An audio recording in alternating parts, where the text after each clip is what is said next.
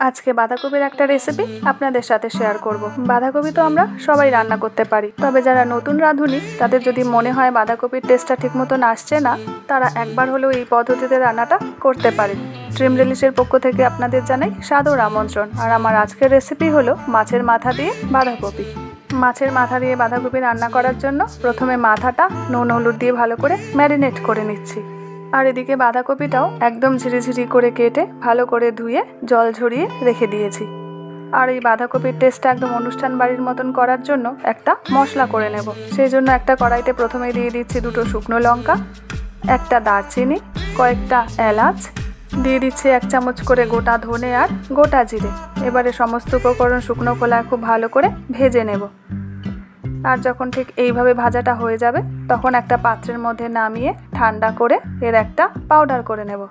আর এই রেসিপিটা আমি সর্ষের তেলেই করব, কারণ সর্ষের তেলে করলেই এর টেস্টটা সব থেকে ভালো হয়। সেই জন্য কড়াইতে পরিমাণ মতন সর্ষের তেল নিয়ে তেলটা যখন খুব ভালো করে গরম হয়ে যাবে তখন মাছের মাথাটা দিয়ে ভালো করে মাথাটা ভেজে নেব।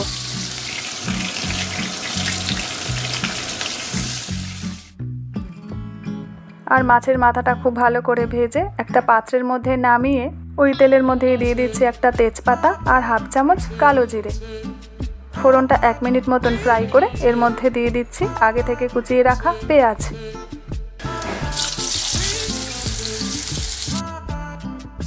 এখানে 2টো পেঁয়াজ আগে থেকে এভাবে ঝিরিঝিরি করে কেটে রেখেছিলাম। আর পেঁয়াজটা দিয়ে খুব ভালো করে ভেজে নিচ্ছি।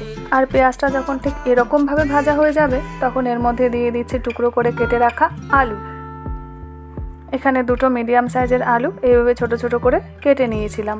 আর আলুটা হালকা করে একটু ভেজে এর মধ্যে দিয়ে দিচ্ছি কেটে রাখা টমেটো, কয়েকটা চেরা কাঁচা লঙ্কা, কাশ্মীরি রেড চিলি পাউডার, 1 চামচ হলুদ গুঁড়ো আর 1 চামচ দিয়ে দিচ্ছি আদা রসুন বাটা।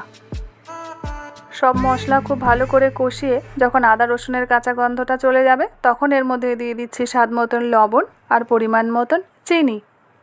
আরও একবার মশলাটা কষিয়ে এর মধ্যে কেটে রাখা বাঁধাকপিগুলো দিয়ে দিচ্ছি।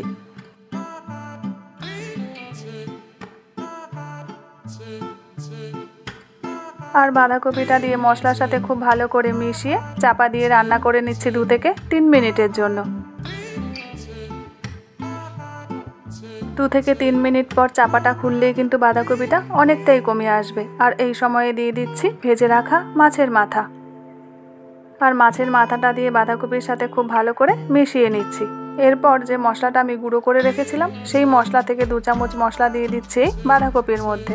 আর তারপরে বাঁধাকপির সাথে মশলাটা খুব ভালো করে মিশিয়ে নিচ্ছি। তারপর যখন মাছের মাথাটা একটু নরম হয়ে আসবে তখন মাথাটা এভাবে খুন্তি দিয়ে ভেঙে দিচ্ছি।